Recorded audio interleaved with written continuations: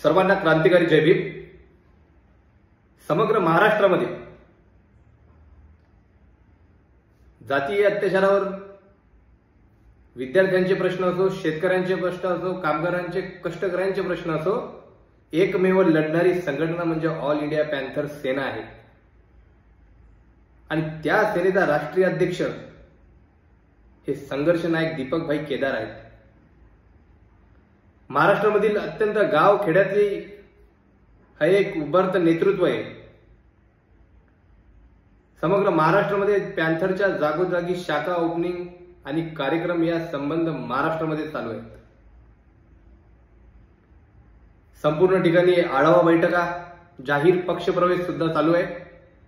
आणि येणारी ही जी तडफदार युवा पिढी आहे ही प्रचंड ताकदीने दीपक भाई केदार यांच्या पाठीमागे खंबीरपणे उभी आहे आणि ती येणाऱ्या काळात सुद्धा उभी राहील असा शब्द त्यांनी आम्हाला दिला आहे। बांधवांनो, जातीय अन्याय अत्याचार वाढत चाललेला आहे। तरुण वर्ग बेरोजगार राहिलेला आहे। तरुणांच्या हाताला काम नाही। शेतकरी उपाशीपोटी मरतोय। विद्यार्थ्यांचे प्रश्न, अशा सर्व प्रश्नांसाठी ऑल इंडिया पॅन्थर सेना ही रस्त्यावर उतरलेली आहे। आम्ही महाराष्ट्रात सोबतच संपूर्ण विदर्भ दौऱ्यावर सुद्धा आम्ही आहोत।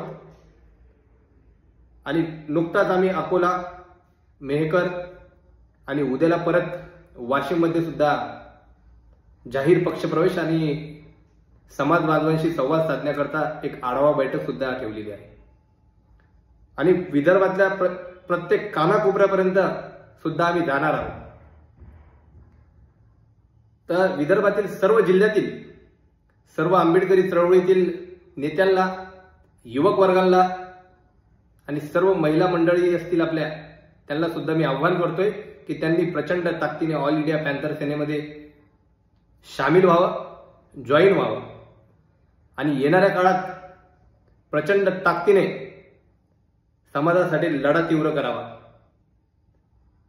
येणाऱ्या स्थानिक स्वराज्य संस्थेच्या काही निवडणुका असू, जे काही समाजातील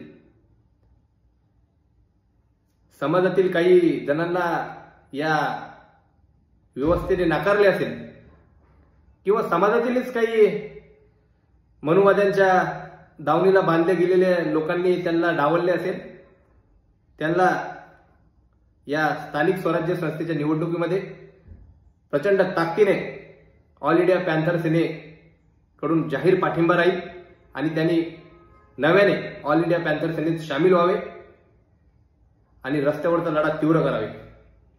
जय भीम।